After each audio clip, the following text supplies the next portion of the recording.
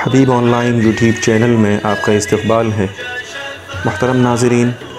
علماء کرام کے ہر طرح کے دینی، علمی، اصلاحی بیانات اور پیغامات محبت کے لیے نیز بہترین حمد و نعت کے لیے ہمارے چینل کو سبسکرائب کریں اور بیل آئیکن کو دبانا نہ بھولیں تاکہ ہمارا ہر اپڈیٹ آپ کو پہلے مل سکے۔ بسم اللہ الرحمن الرحیم، الحمد للہ رب العالمین،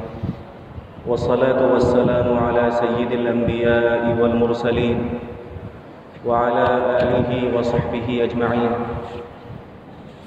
اما بعد فاعوذ باللہ من الشیطان الرجیم، بسم اللہ الرحمن الرحیم، ما اصابکم من مصیبت فبما کسبت ایدیکم ویعفو عن کثیر، صدق اللہ العظیم۔ اس وقت جمعہ کے مبارک موقع پر آپ سب کی خدمت میں کچھ ضروری معروضات اور ہدایات پیش کرنے کا حکم ملا ہے۔ چند منٹ کے اندر کچھ ضروری باتیں آپ حضرات کی خدمت میں عرض کرنی ہیں۔ امید ہے کہ اسے توجہ کے ساتھ سنی جائے گی۔ اس وقت ہم سب جانتے ہیں کہ کرونا وائرس کی وبا سے پوری دنیا اللہ تعالیٰ کی طرف سے ایک بڑی آزمائش کے اندر مبتلا ہے، اور ہمارے وطن عزیز کے اندر کووڈ-19 اور یہ وبا بہت تیزی کے ساتھ بڑھتی جا رہی ہے۔ ہمارے صوبے کے اندر اس وبا نے ان دنوں بہت تیزی کے ساتھ بڑھنا شروع کر دیا ہے۔ اس نازک صورتحال میں ہمارے حکومت نے اس صوبے کے اندر ایک بار پھر سے 31 جولائی تک مکمل لاک ڈاؤن کا اعلان کر رکھا ہے، اور ضروری خدمات کو چھوڑ کر تمام طرح کے دفاتر، آفس، ٹرانسپورٹیشن اور مذہبی مقامات، مسجد وغیرہ کو مکمل طور پر بند کر دیا گیا ہے۔ ایسے صورتحال میں ہمارے بڑوں اور اکابرین کی طرف سے، خاص طور سے امیر شریعت حضرت مولانا محمد ولی رحمانی صاحب دامت برکاتہم کی طرف سے ہمارے نام کچھ خاص ہدایات اور پیغامات ہیں جو امارت شرعیہ کی طرف سے کی گئی ہے۔ آپ ان کی طرف بھی توجہ فرمائیں۔ ہمارے بڑوں کی ہدایت ہے کہ اس زمانے میں ہم لاک ڈاؤن کی مکمل پابندی کریں، اور آمد و رفت کے سلسلے میں حکومت کی جو احکامات ہیں ان کی مکمل پابندی کریں، اور بلا ضرورت گھر سے باہر نہ گھومیں۔ اگر ہمیں شدید ضرورت ہے تو ہاتھ اور منہ پر ماسک یا رومال لگا کر کے ہی نکلیں۔ دن کے اندر ہم متعدد مرتبہ صابن کا استعمال کریں اور اپنے ہاتھ کو اچھی طریقے سے دھونے کی پابندی کریں، اور جس طریقے سے پہلی مرتبہ جب لاک ڈاؤن ہوا تھا تو جماعت کی ادائیگی مسجد کے اندر چند لوگوں کے ساتھ ہو جاتی تھی، اور بقیہ تمام مسلمانوں نے اپنے گھروں کے اندر نمازوں کا جماعت کے ساتھ یا انفرادی طور پر اہتمام کیا تھا۔ ہمیں بھی اس بار دوبارہ اسی طرح اہتمام کرنا ہے۔ مسجدوں کے اندر جمعہ اور دیگر نمازوں کو خاص تعداد کے اندر لوگ جماعت کے ساتھ ادا کر لیں گے، اور بقیہ حضرات اپنے گھروں کے اندر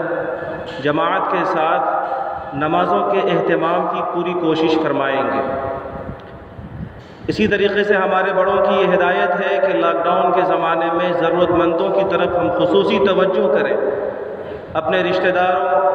پڑوسیوں اور سماج کے غریبوں کا خاص خیال رکھیں، اور خاص طور پر قبولیت کے گھڑیوں کے اندر تہجد کے بعد، رات کے اوقات میں، فرض نمازوں کے بعد ہم اللہ تعالیٰ کی دربار میں روئیں دھوئیں اور اللہ تعالیٰ سے اپنے گناہوں پر استغفار کریں، اور اللہ تعالیٰ سے اس وبا سے عافیت کی دعا مانگیں، اپنے اوقات کو ضائع کرنے کے بجائے اللہ تعالیٰ کے ذکر میں، قرآن مجید کی تلاوت میں اور اللہ تبارک و تعالیٰ کے سامنے گناہوں سے معافی مانگنے میں لگائیں۔ امید ہے کہ ان ہدایات پر عمل کیا جائے گا تو انشاءاللہ یہ وبا جلد از جلد ہمارے درمیان سے اٹھا لیا جائے گا۔ ایک دوسری بات جو اس وقت عرض کرنی ہے وہ یہ ہے کہ اس وقت ہم سب کے ذہنوں میں یہ سوال آتا ہے کہ جب کوئی بیماری وبائی شکل اختیار کر لے تو اسلام جو ایک ہمہگیر اور آفاقی مذہب ہے، اس نے اس وبائی صورتحال سے نمٹنے کے سلسلے میں کیا ہدایات جاری کیے ہیں؟ کیونکہ ہم سب جانتے ہیں کہ اسلام نے زندگی کے تمام پہلوؤں اور گوشوں میں ہماری رہبری فرمائی ہے، اور زندگی کا کوئی گوشہ ایسا نہیں ہے جہاں اسلام نے اپنے ماننے والوں کے لیے کوئی رہبری جاری نہیں کی ہے۔ رحمت دو عالم جناب محمد الرسول اللہ صلی اللہ علیہ وسلم کا ارشاد ان دنوں ہم نے اور ہم میں سے بہتوں نے سنا ہوگا۔ آپ علیہ الصلوۃ والسلام نے ارشاد فرمایا، اذا سمعتم الطاعون بارض فلا تدخلوها واذا وقع بارض وانتم فيها فلا تخرجوا منها۔ صحیح بخاری اور صحیح مسلم کے اندر اس حدیث کو پختہ سندوں کے ساتھ نقل کیا گیا ہے۔ آپ علیہ الصلوۃ والسلام کے اس ارشاد کا اور اس پیغام کا مفہوم یہ ہے کہ اگر کسی سرزمین میں طاعون پھیل جائے، کسی سرزمین میں کوئی وبا پھیل جائے اور تم کو خبر ملے تو تم اس جگہ اور اس مقام پر مت جانا، اور اگر وبا ایسی جگہ پھیل جائے جہاں تم پہلے سے ہی ہو تو تم وہاں سے باہر مت نکلنا۔ اب توجہ فرمائیں کہ آج کل ڈاکٹر حضرات جس کو آئسولیشن کہہ رہے ہیں، جس کو کوارنٹائن کہہ رہے ہیں، وہ یہی تو ہے کہ آدمی جس جگہ پر ہے جہاں وبا ہے وہاں بند ہو جائے، وہاں سے باہر نہ نکلے، اور جس جگہ وبا پہلے سے پھیلی ہوئی ہے وہاں سفر نہ کرے۔ قربان جائیں رحمت دو عالم صلی اللہ علیہ وسلم کی اس ہدایت پر کہ آپ نے 1500 سال پہلے وباؤں سے متاثر ہونے کے سلسلے میں انسانیت کو یہ آسان فطری اور سائنٹیفک اصول بتلا دیا۔ اب آپ ذرا اس بات کو بھی غور سے سنیے کہ صحابہ کرام کے دور میں بھی وبائیں پھیلی ہیں، اور بعض بڑے صحابہ کرام ان وباؤں کی زد میں بھی آئے ہیں، اور بہت ساری روایتوں سے یہ معلوم ہوتا ہے کہ کچھ بڑے حضرات صحابہ کرام کا انتقال بھی ان وباؤں سے ہوا ہے۔ بظاہر ان وباؤں کے زیر اثر ان بڑے صحابہ کا انتقال بھی ہوا، ان کی شہادت بھی ہوئی۔ سیدنا حضرت ابو عبیدہ ابن الجراح رضی اللہ تعالیٰ عنہ جو بڑے جلیل القدر صحابی ہیں، جن کو جناب رسول اللہ صلی اللہ علیہ وسلم نے امین و حاضر الامہ کا خطاب عطا فرمایا تھا، اور اسلامی تاریخ میں جن کی بہت عظیم خدمات درج ہیں، اس بڑے جلیل القدر صحابی کا انتقال بھی اسی وبائی بیماری کے اندر مبتلا ہو کر ہوا تھا۔ سیدنا حضرت معاذ بن جبل رضی اللہ تعالیٰ عنہ، جن کو رسول اللہ صلی اللہ علیہ وسلم نے یمن بھیجتے وقت یہ خطاب دیا تھا کہ میرا یہ ساتھی اللہ کے رسول کا رسول ہے، اور آقا نے فرمایا تھا الحمدللہ الذی وفق رسول اللہ لما یرضی رسول اللہ، کہ اللہ تعالیٰ کے لیے ہی ساری تعریفیں ہیں کہ اس نے اپنے رسول کے رسول کو دین کی گہری سمجھ عطا کی۔ یہ بڑے صحابی سیدنا معاذ بن جبل رضی اللہ تعالیٰ عنہ اسی طاعون کی بیماری میں مبتلا ہو کر شہید ہوئے تھے۔ ان کی اہلیہ مکرمہ اور ان کے 2 صاحبزادی کا بھی انتقال اسی بیماری کے اندر ہوا تھا۔ تاریخ کی کتابیں بتاتی ہیں کہ تقریباً 25,000 افراد اس وقت اس وبا کا شکار ہوئے تھے، اس میں صحابہ بھی تھے، تابعین بھی تھے، اور اللہ تعالیٰ کے بڑے نیک بندے بھی تھے۔ یہ باتیں میں اس لیے عرض کر رہا ہوں کہ اس دنیا میں اللہ کا نظام یہ ہے کہ موسم کے اثر سے ایک نبی اور ولی بھی متاثر ہوتا ہے، اور ایک عام انسان بھی موسم کے اثر سے متاثر ہوتا ہے۔ اسی طرح اس دنیا کے اندر جو وبائیں اور بیماریاں پھیلتی ہیں، اس سے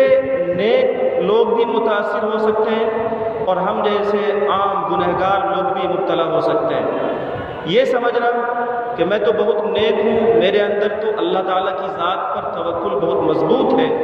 اور اللہ کی ذات پر میرا یقین بہت بڑھا ہوا ہے، میں بڑی عبادتیں کرتا ہوں، اس لیے یہ وبا اور یہ بیماری ہمیں نہیں لگ سکتی ہے، یہ اللہ کے نظام کو نہ سمجھنے کا نتیجہ اور ثبوت تو ہو سکتا ہے، لیکن یہ توکل اور یقین کی دلیل نہیں ہو سکتا۔ آپ ذرا غور کیجئے کہ سیدنا حضرت ابو عبیدہ رضی اللہ تعالیٰ عنہ اور سیدنا معاذ بن جبل رضی اللہ تعالیٰ عنہ کے بعد ملک شام کی قیادت اور امارت سیدنا حضرت عمرو بن عاص رضی اللہ تعالیٰ عنہ کے ہاتھ آئی تھی، اور اپنے دور میں جب طاعون کی وبا پھیلی ہوئی تھی، اس سے بچنے کے لیے انہوں نے پوری ملت اسلامیہ کو اور خاص طور سے اپنے علاقے کے رہنے والوں کو جو رہنمائی دی تھی وہ روایات کے اندر موجود ہے۔ آپ نے فرمایا تھا الوباء کالنار وانتم وقودها فتفرقوا وتجبلوا حتى لا تجد ما يشعلها فتنطفئ۔ وبا سے بچنے کے لیے حضرت عمرو بن عاص نے جو ہدایت دی تھی صحابہ کرام کو اور اس وقت کے مسلمانوں کو، اس کا مفہوم یہ تھا کہ وبائی بیماری آگ کی طرح ہوتی ہے جن کا ایندھن انسان بنتے ہیں، اس لیے الگ الگ ہو جاؤ، فاصلہ رکھو، بہت زیادہ اختلاط مت کرو، اور آج کی زبان میں فزیکل ڈسٹینس مینٹین کرنا اسی کو کہا جاتا ہے۔ اسی لیے حضرت عمرو بن عاص نے کہا تھا کہ پہاڑوں میں جا کر بچ جاؤ، یعنی اپنی گھنی آبادی سے نکل کر کہیں دور پہاڑوں میں جا کر الگ الگ بچ جاؤ۔ ایسا کرو گے تو آپ کو ایندھن نہیں ملے گا اور وہ بجھ جائے گا۔ یعنی نہ صرف یہ کہ تم اس وبا سے محفوظ رہو گے بلکہ وہ وبا ہی ختم ہو جائے گی۔ تاریخ اسلام کے بہت عظیم محدث گزرے ہیں، حضرت علامہ ابن حجر عسقلانی رحمۃ اللہ علیہ، انہوں نے فرمایا تھا ان ھذا رجز مثل السیل من تنکبہ اخطأہ ومثل النار من ترکبها اخطأها ومن اقام احرقته فآذته۔ یعنی یہ بیماری سیلاب کی طرح ہے، جو پانی کے دھارے سے بچ کر کھڑا ہوگا وہی سیلاب سے بچ پائے گا، اور یہ آگ کی طرح ہے، جو دور رہے گا وہی محفوظ رہے گا، جو آگ کے قریب کھڑا ہوگا اسے آگ جلا کر خاکستر کر دے گی۔ میرے بزرگوں اور دوستوں، یہ پیغامات اس لیے سنائے جا رہے ہیں تاکہ ہمیں یہ اندازہ ہو سکے کہ حضرات صحابہ کرام کے زمانے میں جب وبا پھیلی، جب طاعون کی بیماری پھیلی، تو اس وقت کے بھی صحابہ نے مسلمانوں کے نام یہ پیغام جاری کیا تھا کہ اللہ تعالیٰ کی ذات پر اور توکل اور یقین کے ساتھ ساتھ اس وبا سے بچنے کے لیے جو ہدایتیں ہیں، جو ڈاکٹروں کے اور حکماء کے مشورے ہیں، ان کو نظر انداز نہیں کیا جا سکتا ہے، اور ان کو اختیار کرنا ازحد ضروری ہے، اور انسانی معاشرے کی صحت یابی کے لیے بہت زیادہ ضروری ہے۔ اس لیے اس نازک صورتحال میں جب کہ پوری دنیا اس وبا سے جوجھ رہی ہے، ہم سب کی ہوش مندی کا، ہماری عقل مندی کا، ہماری ہوشیاری کا اور ہماری ایمانی بیداری کا تقاضا یہ ہے کہ جہاں ہم اس وبا سے تحفظ کے لیے اللہ تعالیٰ کی طرف متوجہ ہوں، ہمارے اندر یقین اور توکل کامل درجے میں ہو، جہاں ہم اللہ کے دربار میں توبہ اور استغفار کرنے والے ہوں، جہاں ہم اللہ سے اس بیماری سے عافیت کی دعائیں کرنے والے ہوں، وہیں اس وقت ہمارے بڑے ڈاکٹر حضرات اور ہمارے اکابرین ہمیں جو ہدایت دے رہے ہیں اور ہمیں جو مشورے دے رہے ہیں، ہم اللہ کے واسطے ان ہدایات پر اور ان مشوروں پر عمل کریں۔ یاد رکھیے، اس نازک صورتحال میں مساجد کے اندر محدود جماعت کے ساتھ نمازوں کا ادا کرنا یہ کوئی شوق سے نہیں کیا جا رہا ہے۔ یہی علماء ہیں، یہی اکابرین ہیں، خدا کی قسم، جن کی راتیں اللہ کے دربار میں آنسوؤں کے ساتھ صرف اس لیے گزرتی ہے کہ امت کا طبقہ مسجدوں سے جڑ جائے، امت کا ہر فرد مسجد کے اندر جماعت کے ساتھ، جمعہ کے ساتھ اور بڑی جماعتوں کے ساتھ نماز میں شریک ہو۔ ذرا غور فرمائیے کہ آخر کیا بات ہے کہ آج ہمارے یہی اکابر علماء ہمیں مساجد سے روک رہے ہیں، ہمیں اپنے گھروں کے اندر نماز کی ترغیب دے رہے ہیں۔ کوئی شوق سے تو نہیں یہ اعلان کیا جا رہا۔ ہمارے تمام بڑے اکابرین، چاہے وہ جمعیت علماء کی پلیٹ فارم سے ہوں یا امارت شریعہ کی پلیٹ فارم سے ہوں یا خانقاہوں کی پلیٹ فارم سے ہوں، ان سب کی یہ ہدایات ہیں کہ مسلمان اس نازک صورتحال کے اندر اپنے گھروں میں جماعت کا اور نماز کا اہتمام کریں۔ اور یاد رکھیے، جب آدمی کسی شرعی مجبوری کی بنیاد پر اپنے گھروں میں نماز پڑھتا ہے تو اللہ تعالیٰ کی طرف سے اسے جماعت کا پورا ثواب ملتا ہے۔ یعنی آپ مسجد میں نہ آئیں اور گھروں کے اندر بھی نماز پڑھ لیں تو علماء کرام کا یہ فتویٰ ہے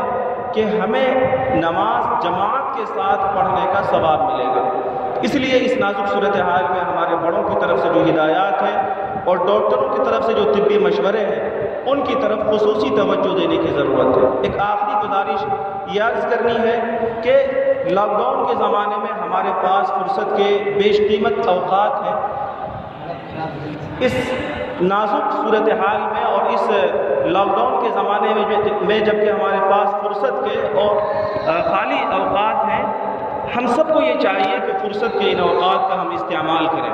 ہم ان اوقات کو ضائع نہ کریں۔ لاک ڈاؤن میں جو ملازم حضرات ہیں وہ بھی فری ہیں،